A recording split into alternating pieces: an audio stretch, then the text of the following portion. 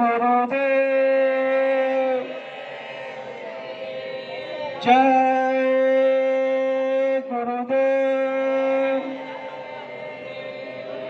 जय गुरुदेव। नाम किसका? ये नाम नहीं इंसान का। आओ सतयुग आपका। तो प्रेम से बोलिए जय गुरुदेव। विश्वविख्यात योग पुरुष परम संत बाबा जय गुरुदेव जी महाराज, इनके चरणों में सर्व प्रणाम। ईश्वर भगवान, उनके दृश्य अदृश्य शक्तियों को भी कोटि कोटि प्रणाम। यहाँ पर उपस्थित जय गुरुदेव आगरा, भिंड, मुरैना, ग्वालियर, अगल बगल परिसर से आए हुए सत्संगी माता पिता, भाई बहन, सबको मेरा प्रेम के साथ जय गुरुदेव। आए हुए जमाने में हलचल मचाए हुए हैं। आए हुए जमाने में हलचल मचाए हुए हैं। मोहब्बत का चश्मा लगाए हुए हैं। दाढ़ी में कुदरत छुपाए हुए हैं। यहाँ आके देखो मची भीड़ कैसी। मथुरा से बाबा जय गुरुदेव जी महाराज आए हुए। जय गुरुदेव। आज अपने ग्वालियर संगत में ये भीड़ देख रहे हो आप, आदरणीय ग्वालियर सुरेश सिंह माननीय राजपूत राजपूत के जी, यहाँ पर सुरेश राजपूत जी के घर मकान पर मालिक की असीम दया कृपा से ये सत्संग का कार्यक्रम आयोजित किया गया है। हम आप लोग सब लोग परिचित हैं कि मालिक की आपकी संगत पर कैसी असीम दया कृपा चल रही है। सुबह में 6 बजे जब हम आते ही यहाँ रैली का दर्शन हुआ, बड़ा आनंद मिला, बहुत खुशी मिली। और आप सबने जो हमारा स्वागत किया फूलों के वर्षाव से, शब्दों से, तो मैं जो आपने हमारा जो स्वागत किया, तो स्वागत मैं आपको आपके समक्ष गुरु महाराज के चरण में रखता हूं। आपकी संगत तो गुरु महाराज की असीम दया कृपा है। यहाँ की पूरे ग्वालियर में बराबर 1 महीने से शाकाहारी प्रचार रैली चल रही है। हम आप लोग ये मत समझिए कि हम कोई मानव है। गुरु महाराज ने तो ऊपर से देवी देवता का जत्था उतार दिया है इस मृत्युलोक पे। और आपका जो दर्शन करने का, तो गुरु महाराज ने बताया है कि शाकाहारी प्रचार रैली जो दर्शन कर लेता है उसकी एक मनोकामना संसार की हो या आध्यात्मिक हो, ये बाबा जय गुरुदेव जी महाराज पूरे करते हैं। अब मुझे बताओ कि आपके दर्शन से गुरु महाराज पता नहीं हम आपको क्या देने वाले हैं इस मृत्युलोक में। और हम मानव तन धारण करके आए। उसी समय में अनामी महाप्रभु बाबा जय गुरुदेव जी महाराज इस धरा पे मनुष्य तन धारण कर आए और सभी जीवों को, सब मानव जाति को आगाह कर रहे हैं कि आप क्या करो, आपके कर्म से बचो, अच्छे कर्म करो। जब तक आप अच्छे कर्म नहीं करोगे तब तक आपको उठाया नहीं जाएगा। जब आप अच्छे कर्म करोगे तो आपको उठाने में देर नहीं लगेगी। इस पर गुरु महाराज ने त्रेता युग, द्वापर युग का भी उदाहरण दिया। त्रेता में हम मानव जाति को यह समझाया गया कि कर्म प्रदान ईश्वर चिराखा, जो जस कर्म करिए 10 फल चाखा। गीता में हमको क्या समझाया? जैसा कर्म करेगा वैसा फल देगा भगवान। ये है गीता का ज्ञान। तो हमें क्या समझना है, हम रामायण से क्या लेते हैं और महाभारत द्वापर युग से क्या लेते हैं। इस पर गुरु महाराज ने बुलंद आवाज से पूरे मानव जाति के लिए कर्म कैसे करने चाहिए, किस प्रकार के करने चाहिए, कर्म का भुगतान हमको देना है। गुरु महाराज ने हमको क्या बताया कि मैं अगर किसी घर का एक गिलास पानी पी लेता हूं, वो भी मुझे ब्याज के साथ वापस देना पड़ता है। इस पर हमको ध्यान देना है, सोचना है कि हमको क्या करना है। हमारे मेहनत ईमानदारी से कमाए हुए कष्ट की वो रोजी रोटी खाना है। इस पर हमको ध्यान देना है कि हमको किस तरह से कर्म करना है। जो जो आप कर्म करोगे उसका भुगतान आपको देना ही है। अवतारी शक्ति त्रेता युग में प्रभु राम जी आए, द्वापर युग में अवतारी शक्ति कृष्ण भगवान आए, उनको अपना कर्म का भुगतान करना पड़ा। कैसे? इस पर गुरु महाराज ने बताया। कंस को मारने के बाद जब कृष्ण भगवान माता देवकी और पिता वसुदेव को छुड़ाने गए कारागृह में, उस समय माता देवकी कृष्ण भगवान से पूछ रही है, अरे आप तो कृष्ण भगवान हो, आपके पास में असीम शक्तियां हैं, फिर भी आपने मुझे छुड़ाने के लिए 14 वर्ष कैसे बिताए? मैं 14 वर्ष से यहाँ कारागृह में हूं, मैं और आपके पिता वसुदेव। तो 14 साल मुझे आपको छुड़ाने में क्यों देरी हुई? उस समय कृष्ण भगवान माता देवकी को कह रहे हैं, जरा ध्यान से सुनो, कि आपको पिछले जन्म का कर्म पता नहीं। जब त्रेता युग में आपने मुझे 14 साल वनवास भेजा, माता देवकी कृष्ण भगवान से कह रही है, भगवान मैं कुछ समझी नहीं। जब आप त्रेता युग में कैकेयी थी, आपके पति राजा दशरथ थे, उस समय आपने राजा दशरथ से वर मांगे और मुझे आपने 14 साल वनवास में भेजा। माता देवकी आश्चर्यचकित हो गई, निरुत्तर हो गई कि आपने मुझे 14 साल त्रेता युग के वनवास में भेजा, ठीक उसी कर्म के भुगतान से आपको इस द्वापर युग में कारागृह में 14 साल रहना पड़ा। फिर माता देवकी कृष्ण भगवान से पूछ रही है, भगवान मुझे अभी ये बताओ कि इस समय में महारानी कौशल्या कौन है? तब कृष्ण भगवान बता रहे हैं, जो माता कौशल्या त्रेता युग में थी, आज इस द्वापर युग में वो माता यशोदा है। जो 14 साल अपने पुत्र प्रेम में वंचित थी त्रेता युग में, उसे इस द्वापर युग में यशोदा माता अब मुझे मिली। बताओ, ये बाबा जय गुरुदेव जी महाराज ने हम आपको, पूरे मानव जाति को ये दृष्टांत क्यों दिया? क्योंकि जब अवतारी शक्तियां आई, प्रभु राम आए, प्रभु कृष्ण भगवान आए, उनको अपना कर्म का भुगतान करना पड़ा। तो हम आप लोग किस खेत की मूली है? तो हमको क्या करना है? अच्छे कर्म करना है, अच्छे संग में रहना है।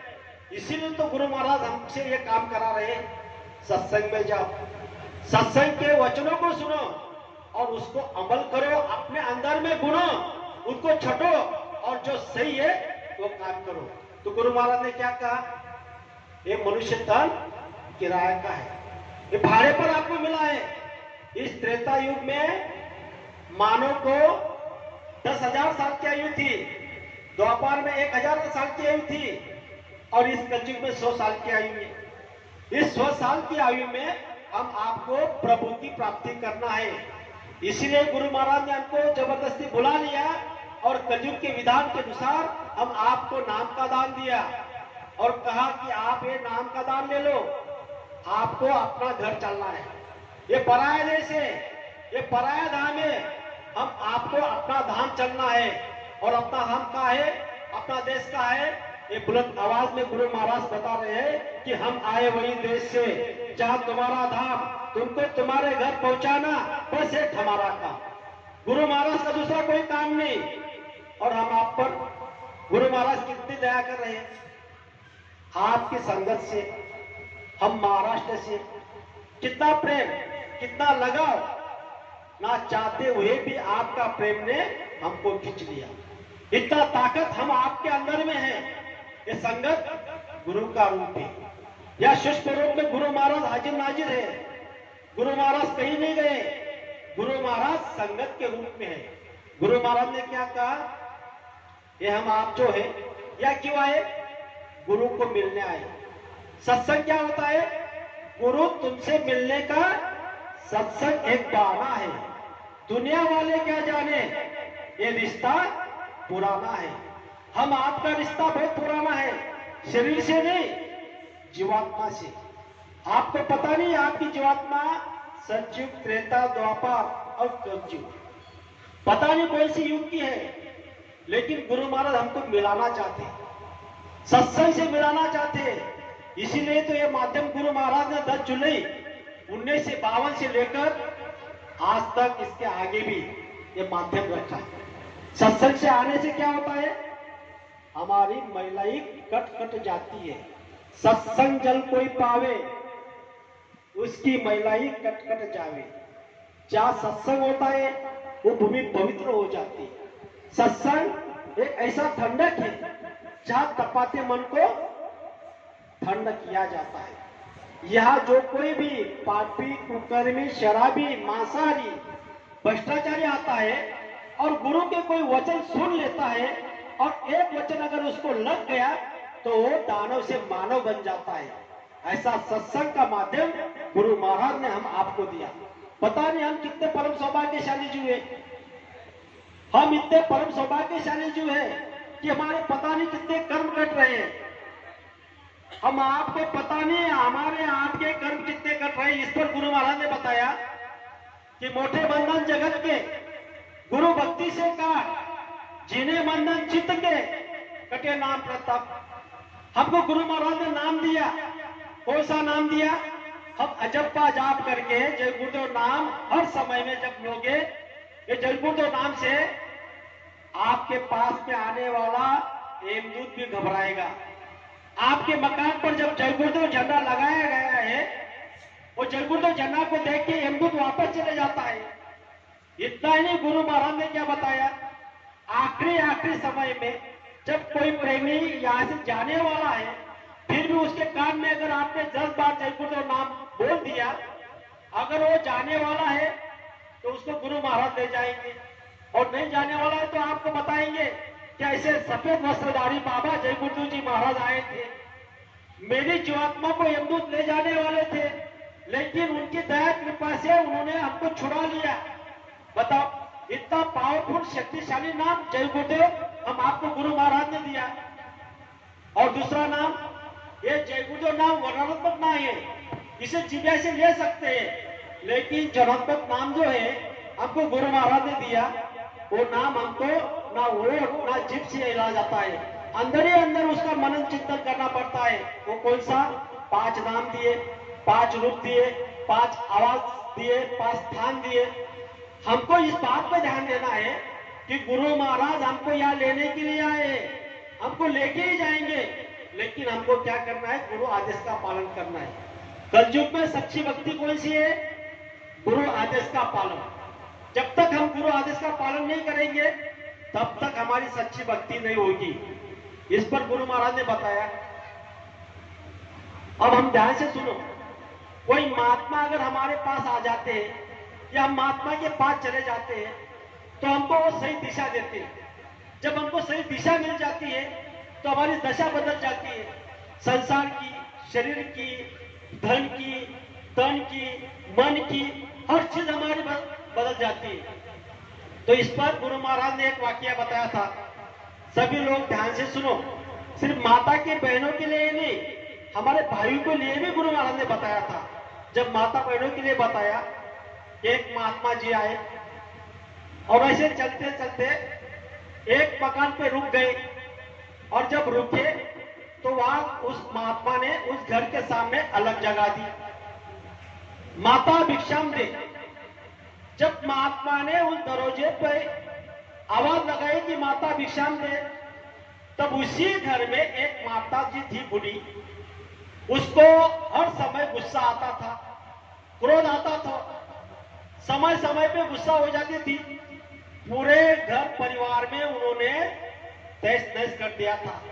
4 उनके बहू थी, 4 बेटे थे, कुछ नाती थी, पोती थी, सबके पास जब वो जाती थी तो क्रोधी करती थी, गुस्सा ही करती थी, उसको खुद को उसको शर्माती थी। तो वो महात्मा के पास गई और महात्मा को उन्होंने आटा दे दिया। जब आटा दे दिया तो महात्मा के दर्शन किए और वो माता जी के अंदर में जिज्ञासा तैयार हो गई और माता जी उस महात्मा जी से पूछने लग गए, अरे महात्मा जी, मैं आपको एक बात बताने वाली हूं, क्या आप मुझे उसका उपाय बताओगे? महात्मा जी ने बताया कि ठीक है, बताओ तो सही। तब वो माता जी बता रही है कि देखो महात्मा जी, मैं समय समय पे गुस्सा हो जाती हूँ, मुझे क्रोध आता है, तो कुछ उपाय बताइए। तो उस समय उस महात्मा जी ने अपने झोली से एक बोतल निकाली और बोतल निकाल के उस माता जी को दिया और माता जी को बता रहे हैं कि देखो, जब आपको क्रोध आएगा, गुस्सा आएगा, उस समय आप क्या करना, इस बोतल में से 4 बूंद अपने जीभ में लगा देना, अपने मुंह में डाल देना और आपको पर्याय करना है कि 10 मिनट तक कुछ मत बोलना, आपको मौन व्रत रखना है। तो उस माता जी ने उस महात्मा के पास से बोतल ली और उसके जब उसको गुस्सा आता था तो 4 बूंद अपने मुंह में डालती थी।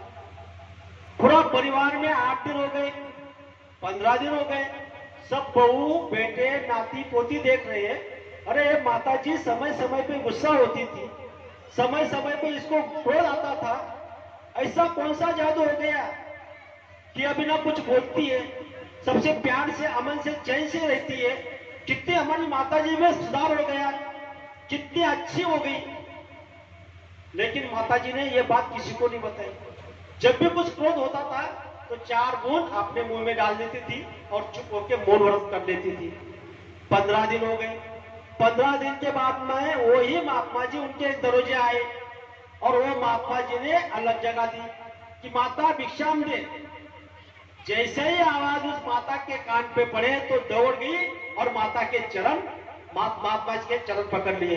अरे महात्मा जी, आपने जो दवा दी थी उसका असर हो गया, मुझमें बहुत प्रभाव हो गया। तो ये सुनते सुनते सब बहू आ गई, बेटे आ गए, सबने महात्मा को अंदर बुलाया, घर में बुलाया, सब ये बात बताई। तो सभी ने महात्मा जी के चरण छुए। आप मुझे बताओ, फिर बाद में वो महात्मा जी पूछ रहे कि आपने जो दवा दी थी उसका बहुत असर हो गया। उस समय महात्मा जी उस माता जी को बता रहे हैं कि माता जी, वो दवा विवा कुछ नहीं थी, वो तो सिर्फ पानी की बोतल थी, मैंने सिर्फ आपको बता दिया, आपने उस पर विश्वास किया, श्रद्धा की, तो आपका काम बन गया। ठीक इसी तरह बाबा जय गुरुदेव जी महाराज हमको बता रहे हैं कि आप जय गुरुदेव नाम पर विश्वास करो, आपको मैंने जो जो आदेश दिए उस पर विश्वास करो। मुझे कोई पहचान नहीं सकता, जब मैं आपको परिचय दूंगा तभी आप मुझे पहचान सकते हो, जब मैं आपको कहूंगा तभी आपके समझ में आएगा। तब तक ये बाबा जी के खोपड़ी में क्या चल रहा है ये किसी को नहीं पता होगा। तो खुद गुरु महाराज ने हमको परिचय दिया। क्या परिचय दिया? मैं हूं अनाथ अगम अमाया, रहूं मौज में अधर समाया, मेरा भेद न कोई पाए, मैं ही कहूं तो कहन में आए, आशा निराशा की बस में ना मैं हूं, मेरा खेले मैं जानता हूं, गुरु कृपा नहीं पड़ी सड़क पे, बीज ना बोया जाता सड़क पे, मेरा खेल को दूसरा कोई कर ही नहीं सकता और मेरा खेल को दूसरा कोई रोक ही नहीं सकता। तो आप इस पर ध्यान दो। गुरु महाराज ने क्या बताया? अभी तक 3 यज्ञ हुए, 4था यज्ञ बाकी है।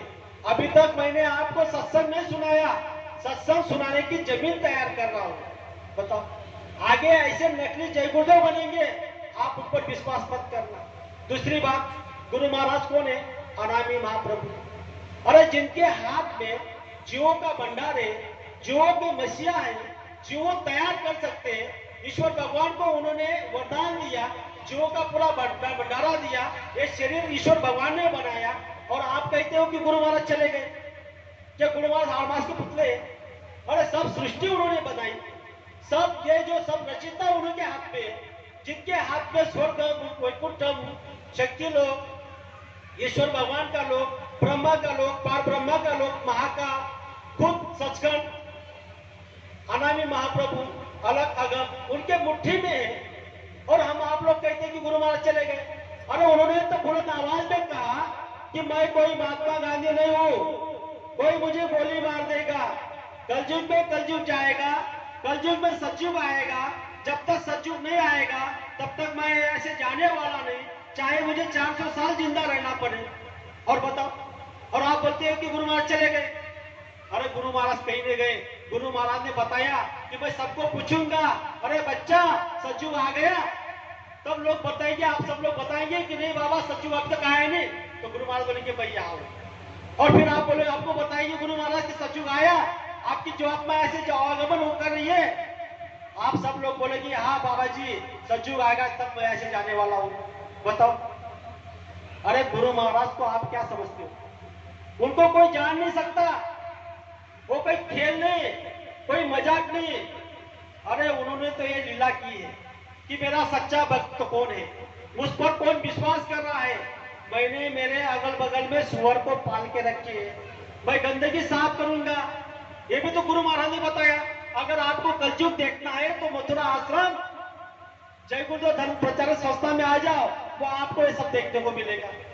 बताओ, और गुरु महाराज ने क्या बताया कि सबको बताना, जब दिल्ली आगरा बागपास कोई भी जाता होगा इस रास्ते से जाएगा तो उस रास्ते में बताना, गुरु महाराज ने बताया कि ये गरीबों का देवता है, ये मंदिर है, ये गरीबों का नाम योग साधना मंदिर है, ये वहां गुरु महाराज के दादा गुरु या बरकत बांट रही है।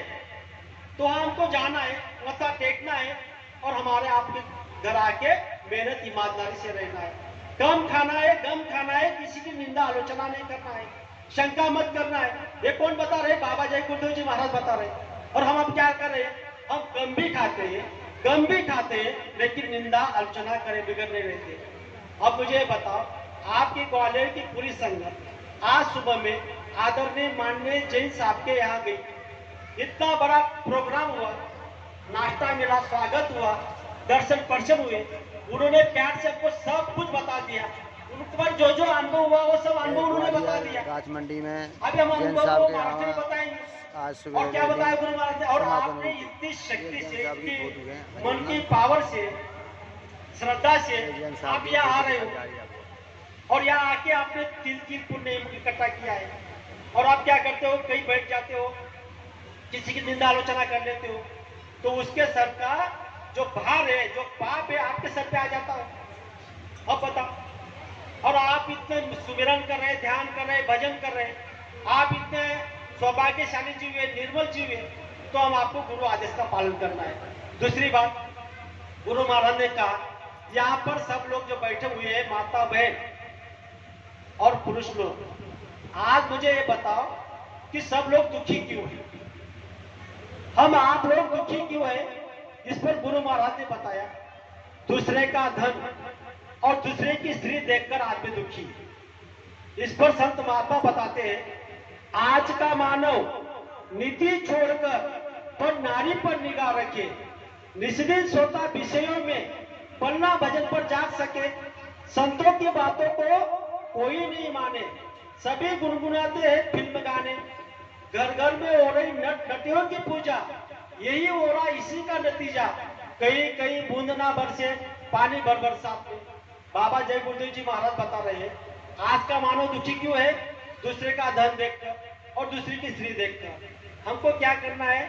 उन बातों को नहीं देखना है, हमको हमारे पास जो चीज है उस पर हम संतुष्ट होना है और उसको समाधान से वो काम करना है। गुरु महाराज ने फिर बताया कि अगर आप, ये जो आत्मा होती है ये 4 प्रकार की होती है। जो धर्म का कार्य कर रहे हैं, धर्म प्रेमियों जरा ध्यान से सुनो, आप सुबह में जो रैली निकाल रहे हो, जो धर्म का कार्य करता है उसे क्या कहा जाता है? वो धर्मात्मा है। जो धर्म का काम करता है उसको धर्मात्मा कहा जाता है, जो पुण्य का काम करता है उसको पुण्यात्मा कहा जाता है, जो आदमी पापी का काम करता है उसको पापात्मा कहा जाता है, जो आदमी अंतर आत्मा का काम करता है तो महात्मा कहा जाता है। इसलिए बाबा जय गुरुदेव जी महाराज बता रहे हैं कि आप अपने छाती पे हाथ रखो कि आप कौन सा काम कर रहे हो। इस पर भी गुरु महाराज ने बताया कि जिस समय आपको अपने अंदर में जीवात्मा बोलती है, जो काम करने में आपको डर लगता है, समझ लेना वो पाप कर्म है। जिस काम करने में आपको खुशी लगती है, समझ लेना वो पुण्य का कर्म है। और धर्म की व्याख्या गुरु महाराज बताते हैं। हम आप लोग धर्म किसको कहते हैं? हिंदू, मुस्लिम, सिख, ईसाई, ये धर्म नहीं है, ये धर्म के उपाय है। धर्म एक ही है, वो है मानवता। और जाति दो ही है, एक स्त्री और एक पुरुष। और धर्म के बारे में गुरु महाराज क्या बताते हैं? धर्म नहीं कहता किसी के घर लूटो बर्बाद करो। धर्म नहीं कहता किसी बहू बेटी पर निगाह रखो। धर्म नहीं कहता किसी मजहब पर आघात करो। धर्म नहीं कहता किसी जीव पर हत्या करो। धर्म तो यही सिखाता है अपने अपने नेकी से चलना, इसी को धर्म कहा जाता है। फिर भी आप क्या करते हो? दूसरे का पाप का बोझा अपने सर पे लेते हो। और गुरु महाराज ने बताया कि ऐसी हवा बदल जाएगी। ये जो भी आप शाकाहार का रैली का प्रचार कर रहे हो, आप देवी देवता को खुश कर रहे हो। गुरु महाराज ने बताया आपका तन, आपका धन, आपका मन, ये दोनों तीनों जो आप चीज दे रहे हो, इसका आपको कितना फायदा मिलेगा आपको पता भी नहीं। जब आप 1 रुपया दे दोगे तो 500 गुना आपको बिल के मिलेगा, क्योंकि ये कुदरत का नियम है। जब हम हमारे जमीन में जाते हैं, जमीन में एक दाना बोते हैं, तो वो कुदरत हमको क्या करती है? 1000 दाना वापस देती है। जब हम एक अच्छा ही काम करते हैं तो बाबा जय गुरुदेव जी महाराज पता नहीं हमारे खाते में कितनी अच्छाई भर देंगे। अगर बुरा काम करोगे तो आपको अंदर में बुराई आएगी। और इसीलिए तो गुरु महाराज बता रहे हैं कि आप अच्छा काम करो। जब तक आप अच्छा काम नहीं करोगे तब तक कुछ काम होने वाला नहीं। बाबा जय गुरुदेव जी महाराज ने बताया।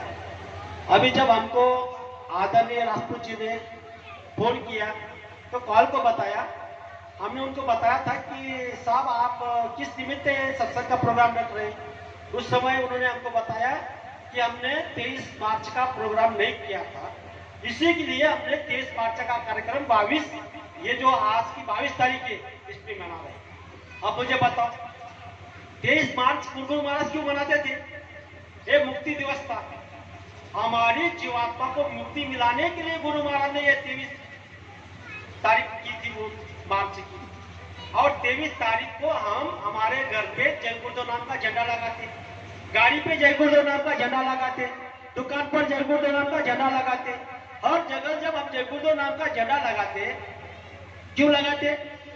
क्योंकि हमारे ऊपर, हमारे घर पे, हमारे घर में शांति रहे। क्योंकि यहाँ लिखा गया है, क्या लिखा है आप सब पढ़ रहे हैं? विश्व को शांति अब इन्हीं से मिलेगी। बाबा जय गुरुदेव जी महाराज के अलावा इस विश्व में शांति कोई देने वाला नहीं। और बुलंद आवाज से गुरु महाराज ने कहा कि सबको जय गुरुदेव झंडे के नीचे आना है। ये जो जय गुरुदेव झंडे के नीचे सबको आना है, तो इसमें कितनी शक्ति, कितनी पावर, कितनी रिद्धि सिद्धियां बढ़ती है, ये गुरु महाराज हमको बता रहे हैं। और अब जब हम 23 तारीख को जय गुरुदेव झंडा लगाते हैं, फिर बाद में 30 तारीख को हमारे घर में वापस स्वागत के साथ पूजा अर्चना करके उस झंडा को हमारे घर में रखते हैं। फिर हम वापस 30 तारीख के 31 तारीख को उस झंडा को हमारे घर पे ऊपर झंडा लगाते हैं। अब मुझे ये बताओ, सब लोगों ने पढ़ा सुना, गुरु महाराज ने बताया, लेकिन ये कोई जिम्मेदार आदमी हम आपको बता नहीं रहे कि हम जय गुरुदेव झंडा घर में क्यों उतारते हैं और घर में एक रात के लिए क्यों रखते हैं। इस पर आपको किसने समझाया? आपने कभी इस पर किसी से पूछा? आपने कभी गौर किया? तो आपने गौर करना चाहिए था, उसको विचार करना चाहिए था कि गुरु महाराज ने आखिर में ये क्यों किया। हमने वो पूछा ही नहीं, हम किसी से अच्छी बात पूछते ही नहीं। इसलिए तो गुरु महाराज ने बताया कि ये जब जय गुरुदेव नाम का झंडा आप आपके घर में लाते हो, उस समय में वो जय गुरुदेव नाम आपके घर में कितनी रिद्धि सिद्धि भर देता है, आपके घर में कितनी पावर भर देता है, आपके ऊपर कितनी निगरानी करता है, धन समृद्धि से, आपकी विद्या से, आपके ज्ञान से कितना मिला जाता है। उसी दिन आपको उसी दिन झंडे को पास मांगना है, लेकिन हमको किसने बताया नहीं, हमने मांगा नहीं। जब तक आप नहीं मांगोगे तब तक कैसे मिलेगा? इस पर तो हमको ध्यान देना है। इतनी शक्ति जय गुरुदेव नाम पे दिया है, हमको इतना सोचना है कि सबको जय गुरुदेव झंडे के नीचे क्यों आएंगे। संत वचन पलटे नहीं, पलट जाए ब्रह्मांड। एक बार ब्रह्मांड पलट सकता है, लेकिन इनकी वाणी कभी असत्य नहीं हो सकती। वो आएंगे, वो थे, वो रहेंगे, और उनके अलावा सत्युग में कोई सत्युग लाकर नहीं दिखाएगा। आज तक यहाँ इस पर कोई ऐसी शक्ति नहीं है। इन्होंने तब पूरे मानव जाति को बुलंद आवाज में कहा कि इस 3.5 हाथ का आदमी को पहचान लो, इसको कोई खरीद नहीं सकता। बाबा जी अगर आप बोलोगे तो आश्रम छोड़ देंगे, लेकिन इसको कोई जगत में खरीद नहीं सकता। ये भी तो गुरु महाराज ने बुलंद आवाज में सत्संग में सुना। हमको सत्संग गुरु महाराज के सुनने, इधर उधर किसी के सत्संग में सुनने, सिर्फ गुरु के वचन को सुनने। जो जो गुरु ने हमको आपको वचन बताए उस पर अगर हम ध्यान से सुनेंगे तो हमारी आत्मा चढ़ाई करेगी, हमको गुरु महाराज उठा लेंगे। गुरु महाराज ने बताया कि ये 23 मार्च मुक्ति दिवस क्यों मनाया जाता है, क्योंकि हमारी जो आत्मा को मुक्ति के लिए बुलाया।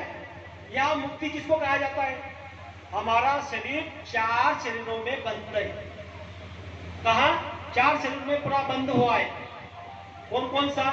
ये हमारा शरीर है स्थूल शरीर, इसके आगे आता है लिंग शरीर, इसके आगे आता है सूक्ष्म शरीर, और इसके आगे आता है कारण शरीर। ये शरीर है 5 तत्व का, जल, पृथ्वी, अग्नि, वायु, आकाश। फिर यहाँ से जब जीवात्मा आगे चलती है तो लिंग शरीर में जाती है।